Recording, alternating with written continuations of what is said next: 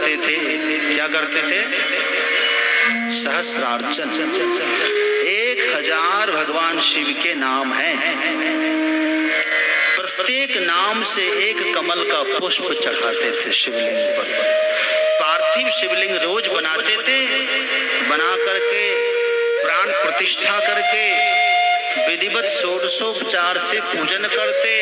तत्पश्चात एक एक मंत्र बोलकर एक एक पुष्प चढ़ाते थे कमल के। 1000 मंत्र पर 1000 पुष्प चढ़ाते थे, ऐसा प्रतिदिन। और फिर आरती करके विसर्जन करते थे, अगले दिन फिर बनाते थे। अंतिम दिन भगवान शिव ने सोचा कि चलते हैं प्रभु के पास। तो शिव जी और भगवान नारायण दोनों का बड़ा अजीबोगरीब संबंध है। जैसे मनुष्य है, कोई भी मनुष्य एक ही रिश्ता निभाता है। कितना निभाता है? दुनिया में कोई व्यक्ति नहीं 2 रिश्ता निभाता हो। सोचिए, यदि आपका कोई साला भी लगता हो, ठीक है, और साढ़ू भी लगता हो, चाहे कुछ और समझ लो भाई, नहीं लगे, तो आप कोई एक ही निभाएंगे, 2 नहीं निभाएंगे। बोलते हैं हम तो यही वाला निभाते हैं। आप पिताजी को पिताजी ही कहते हैं, माताजी कह सकते कभी? कह के देख लेना। नहीं मालूम। मम्मी को पप्पा कह सकते? नहीं कह सकते। लेकिन देखो भगवान कैसे हैं, जिसको हम रोज कहते त्वमेव माता च पिता त्वमेव त्वमेव बंधुश्च सखा त्वमेव विद्या द्रविणं त्वमेव त्वमेव सर्वं मम देव। आज तक भगवान ने मना किया किसी को कि तुम मुझे माता पिता मत कहो, चाहे माता को अथवा पिता को। वो माता भी बन जाता है, पिता भी बन जाता है, बंधु सखा गुरु सब बन जाता है। भगवान अनेक रिश्ता भी अच्छी तरह से निभाते हैं, लेकिन मनुष्य है कि एक रिश्ता भी ठीक से नहीं निभाता है। ठीक है ना, नहीं निभा पाता है। तो मैं निवेदन कर रहा था कि भगवान जो है, जिसके साथ हम अनेकों रिश्ता जोड़ सकते हैं, माता पिता का, बंधु का, सखा का, जो बना सकते हैं वही बन जाते हैं। ठीक है ना। तो आज भगवान शिव और भगवान विष्णु में 3 रिश्ता है। लिखा गोस्वामी तुलसीदास जी ने, सेवक स्वामी सखा सिय पी के। सेवक है, सेवक भी है। कभी भगवान विष्णु सेवक हैं, भूल से भी नहीं करते। कोह बड़ छोट कहत अपराध। इसलिए सेवक स्वामी सखा सी पी के। तो सखा जो होते हैं, मित्र जब होते हैं, तो जब मिलते हैं तो कुछ कौतुक करते, कुछ लीला करते, शांति से नहीं मिलते। जब 2-4 लटकन पटकन ना हो तो मजा नहीं आता मिलने का। क्यों? बचपन का कोई यार मिले और सीधे सीधे मिलके प्रणाम करे, ऐसा कैसे हो सकता है? तो कुछ न कुछ होना चाहिए। तो भगवान शंकर जब मिलने आए, 1 महीने के बाद मिले, तो कुछ तो होगा। शिव जी ने एक फूल चुरा लिया। वो चढ़ा रहे थे, एक मंत्र पर एक फूल चढ़ाते थे, एक फूल छुपा लिया। भगवान श्री हरि बड़ी श्रद्धा से ओम नमः शिवाय करते, एक मंत्र बोल के पुष्प आते। वैद्यनाथाय नमः, ओंकारेश्वराय नमः, महाकालेश्वराय नमः, विमलेश्वराय नमः बोलते। ऐसे 1000 नाम शिव जी के, देखना शिव पुराण में है वह। तो ऐसा हो गया, एक फूल कम पड़ गया, एक मंत्र बाकी था। बड़ी विडंबना। अब क्या करते समझ में नहीं आया। भगवान विष्णु को करूं क्या? अब तो अनुष्ठान खंडित हो जाएगा। आज आखिरी दिन है, उठ नहीं सकते, अब कोई है ही नहीं वहां। पूजा अधूरी रह जाएगी। इसलिए भगवान विष्णु सोचने लगे कि लोग मुझे राजीव लोचन कहते हैं। क्या कहते हैं? राजीव मतलब कमल होता है, कमल नयन कहते हैं। और तुलसीदास जी ने तो कहा है कि भगवान के लिए कहा है कि पद कंज लोचन मुख कर कहे, कहाँ से? नव कंज लोचन कंज मुख कर कंज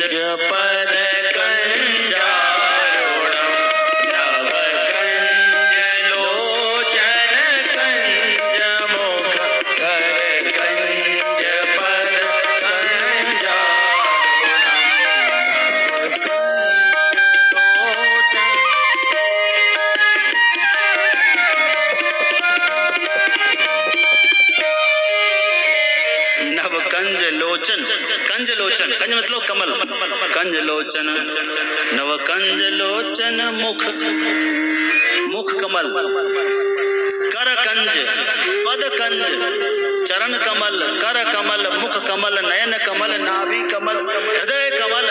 अरे मेरे पास तो कमल ही कमल है। कितने खुशी की बात, कितने खुश हुए। मेरे पास तो इतने कमल है, एक ही कमल तो कम हुआ है। क्यों ना हम इन्हीं कमलों में से एक कमल चढ़ा देंगे भगवान और पूजा भी पूरी हो जाएगी, हमारा क्या बिगड़ेगा। अब सोचा कि सबसे सुंदर कमल कौन सा है? चरण कमल थोड़ी दे देंगे, पद कमल नहीं देंगे। और कर कमल, उससे भी अच्छा देखा क्या? हृदय कमल, नाभि कमल, क्या दिया जाए? मुख कमल, नयन कमल। सबसे सुंदर क्या है आदमी का? इससे सुंदर तो कुछ नहीं है, क्योंकि आदमी इसी को बड़े गौर से देखता हुआ, क्या नेत्र है? नयन कमल। और ये भी मेरे पास दो है, एक दे देंगे तो कुछ बिगड़ेगा नहीं।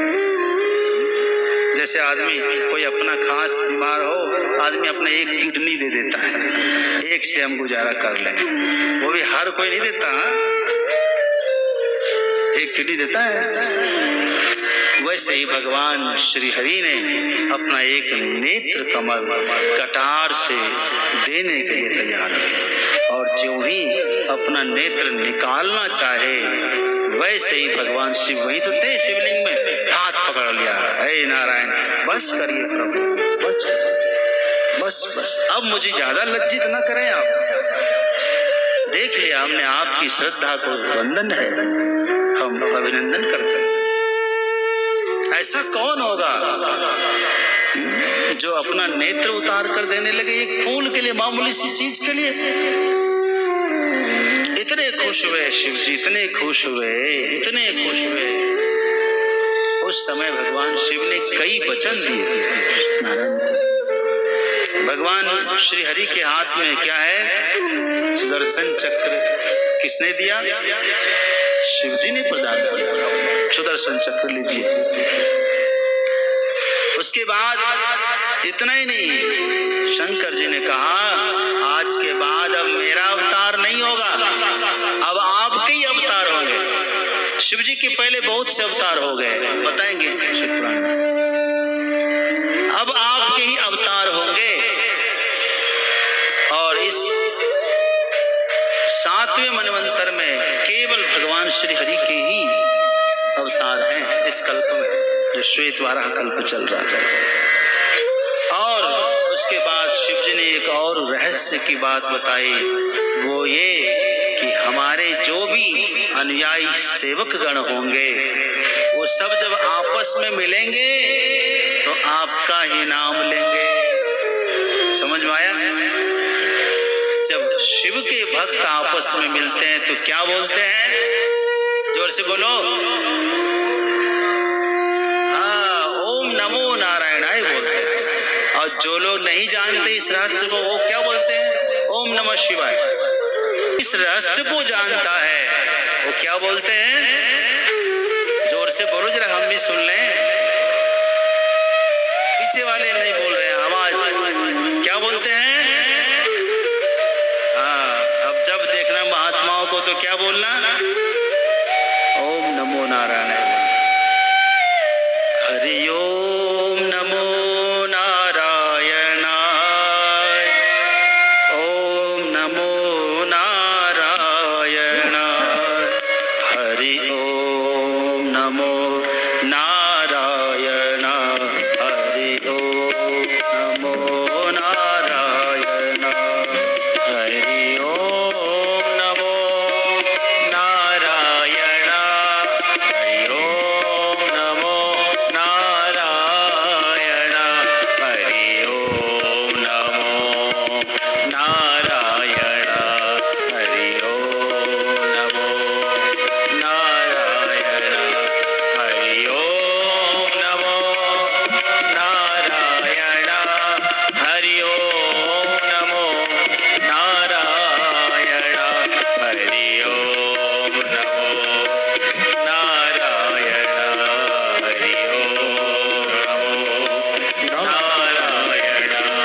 हरि ओम नमो नारायण, हरि ओम नमो नारायण, हरि ओम नमो नारायण, हरि ओम नमो नारायण। ताली से बात करते हुए श्री राधे।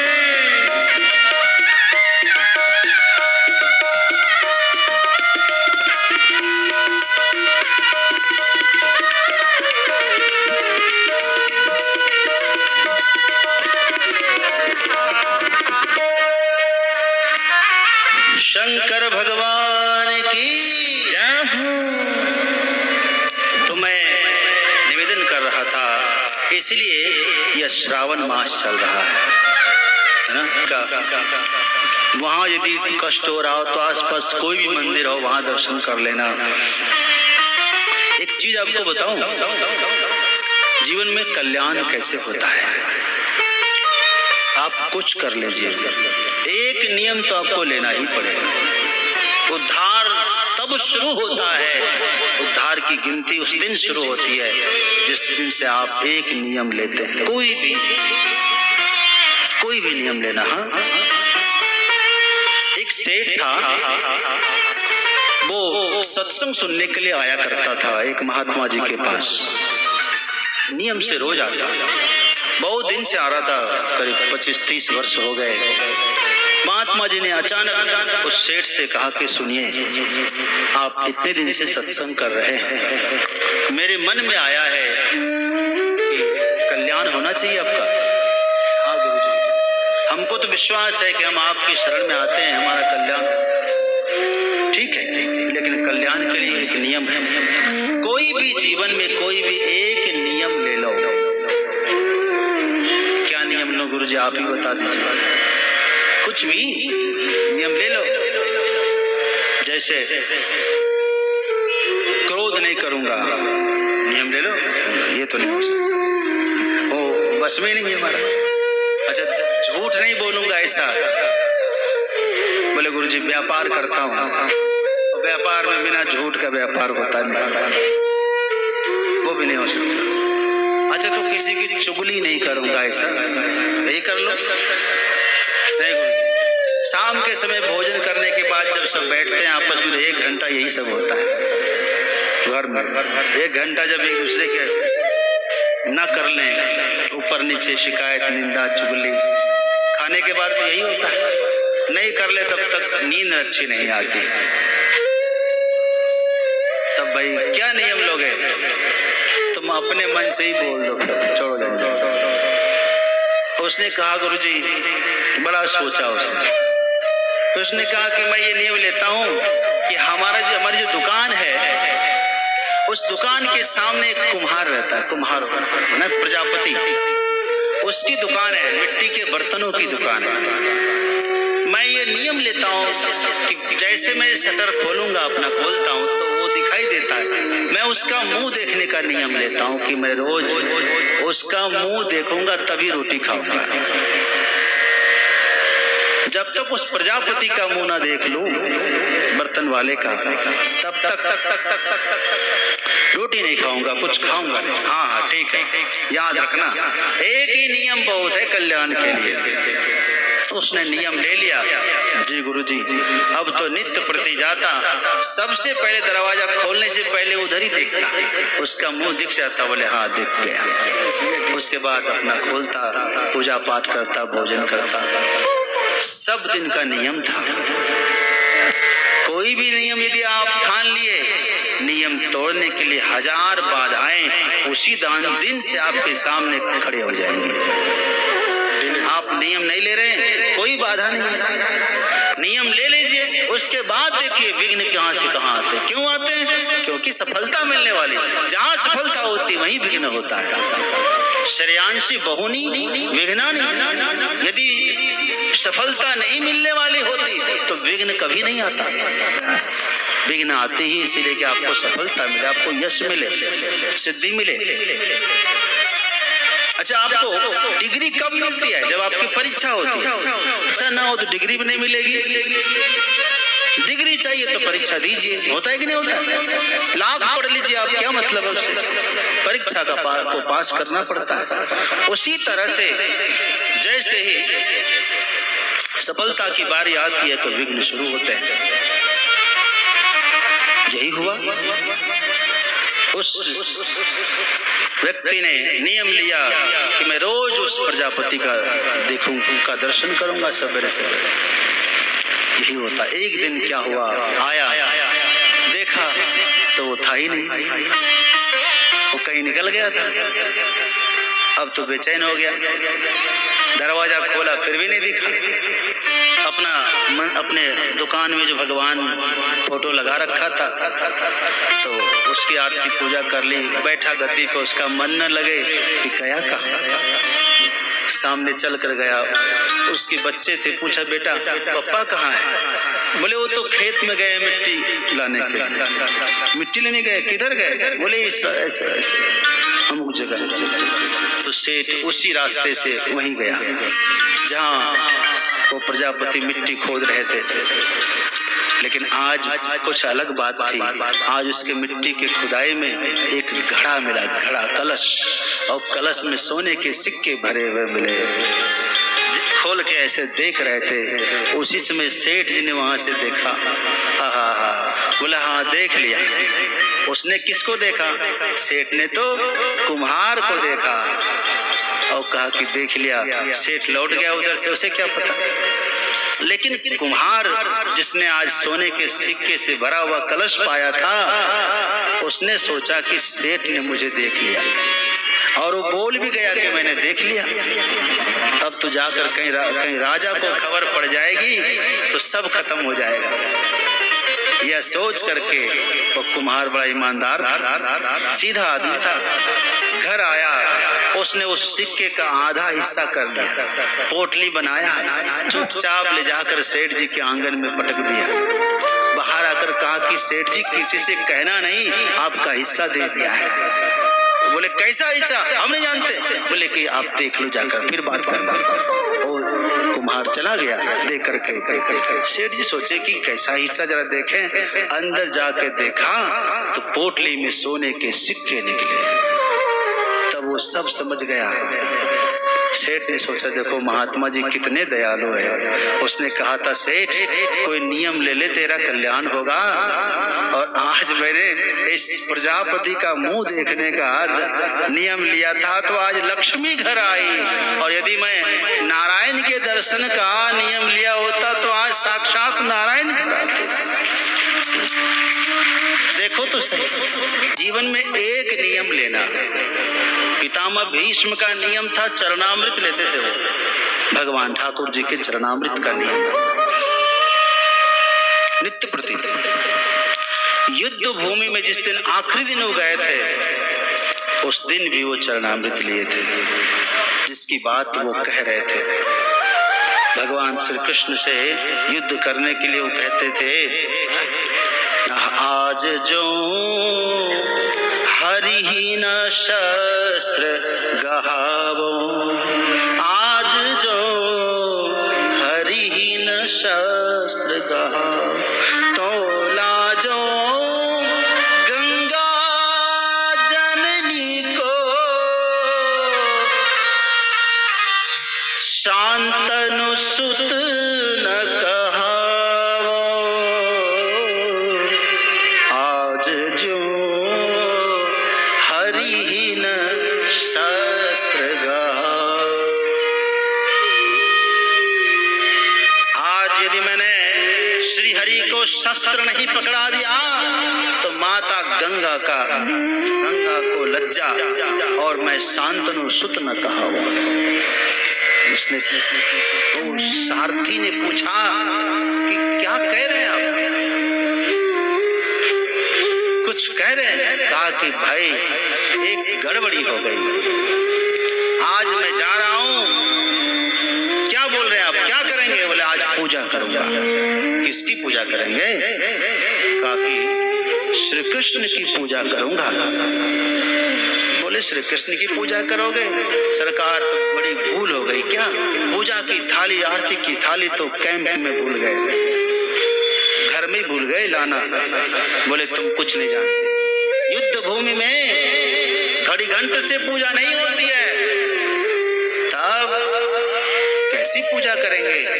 कहा कि जहां शोणित कण अनहवाय नाथ कहा, मैं तो आज शोणित से स्नान करवाऊंगा, पानी से नहीं।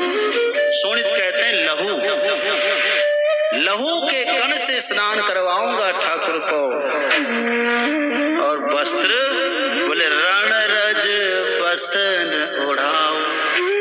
जब लहू से स्नान कर दूंगा, करा दूंगा, और घोड़े आसपास के दौड़ेंगे, सैनिक दौड़ेंगे, उनके दौड़ने से जो धूल उड़ेगी वो धूल आ करके भगवान के शरीर में चिपक जाएगी। और लाल लाल लहू के ऊपर जब पीली पीली धूल की कण पीले पीले चिपक जाएंगे, एक सुनहरा कलर खिलेगा। रण रज बसन होता, रण के रज से यही वस्त्र होगा उनका।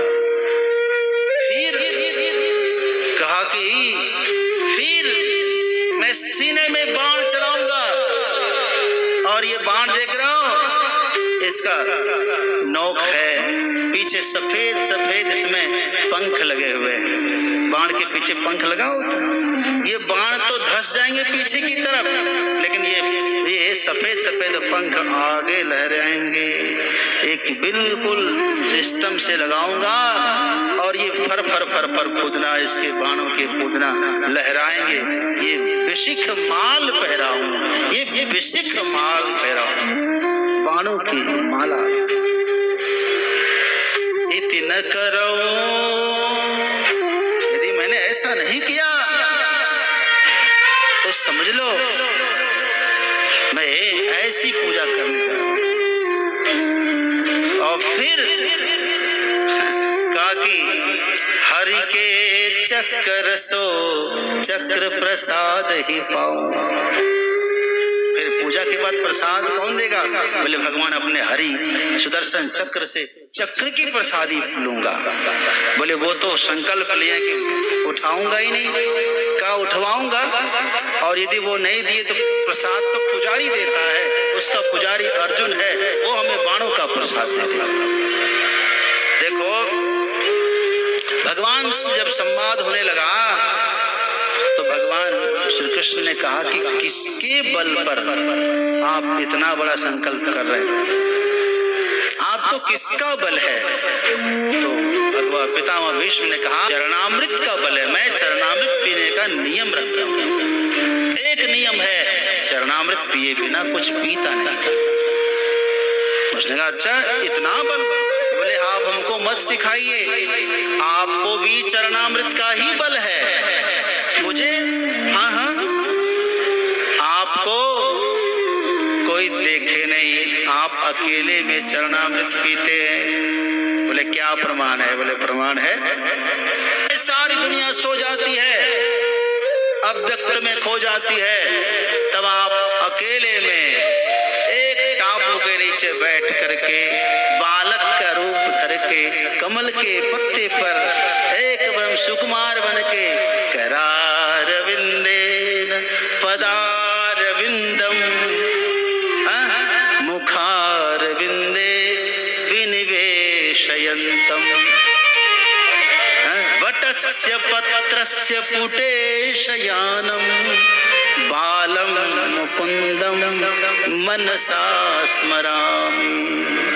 बोलिए, गाइए तो जरा। करारविंदे न पदारविंदम मुखारविंदे विनिवेशयन्तम करारविंदे न पदारविंदम मुखारविंदे विनिवेशयन्तम वटस्य पत्रस्य पुटे शयानम बालम मुकुंदम मनसा स्मरामि। वटस्य पत्रस्य पुटे शयानम बालम मुकुंदम मनसा स्मरामि। आपको किसने कहा? मार्कंडेय मुनि ने कहा है। सही बात है। बोले हाँ, बात तो सही। भगवान भी अपने ही हाथ से अपना पैर का अंगूठा मुंह में लेके चूसते हैं। ये क्या पी रहे भाई? चरणामृत पीते हैं, ठाकुर का चरणामृत। कोई भी नियम, मेरा मतलब यह है, आप कुछ भी नियम ले सकते हैं, कल्याण आपका होगा। एक नियम चलता है। किसी ने कहा कि हम क्या नियम ले? शंकर जी को जल चढ़ाने का नियम ले लें? ले लीजिए, अच्छी बात है। शिव जी को जल चढ़ाने का नियम अच्छी बात है। जब तक जल न चढ़ाओ तब तक जल न पियो, भगवान श्री राम का नियम था। जब तक हम शंकर जी को जल न चढ़ा, उनकी राजधानी में, राजभवन के अंदर में, वहाँ एक शिवलिंग है। कहते दशरथ जी महाराज भी, चक्रवर्ती सम्राट भी उस शिवलिंग का पूजन, माता कौशल्या पूजन करती, स्वयं भगवान श्री राम ने पूजन किया। तो ये प्रमाण कहाँ मिलता है? रामेश्वरम में। रामेश्वरम गए आप लोग? कौन कौन गए रामेश्वरम? रात उठाना, काफी लोग गए। वाह। तो रामेश्वरम में भगवान को याद आया कि आज सवेरा हो गया, यहाँ तो समुद्र किनारे है, यहाँ तो शिवलिंग नहीं है। शिव जी को जल चढ़ाए बगैर मैं जल नहीं पीऊंगा। तब क्या करूं? शिवलिंग की स्थापना करूं। और वहीं पर श्री रामेश्वरम की स्थापना कर दिए। स्थापना करके अभिषेक किया और फिर ठाकुर जी ने जल दिया। बहुत अच्छी बात है। आप भी एक नियम ले लें। एक आदमी ने पूछा कि यदि नियम ले लें और कभी यात्रा में जाना हो, कहीं जाना हो, कैसे इसकी पूर्ति होगी? तो कहा कि देखिए, शिव पुराण में वर्णन है इसका। इसमें है कि शिव जी के 5 रूप हैं। आप किसी भी रूप में उनकी पूजा कर सकते हैं। आप चाहें कोई भी पाषाण खंड मिल जाए, शिला पत्थर, कोई भी, नर्मदेश्वर हो चलेगा, कोई भी पाषाण को ओम नमः शिवाय कहकर, आया आपको मंत्र भी आता है तो नमः शंभवाय च मयोवाय च मंत्र भी बोल सकते हैं। जो भी आपको मंत्र मिलता है, किसी भी शिलाखंड को शंकर जी समझकर आप जल चढ़ा दीजिए। कहीं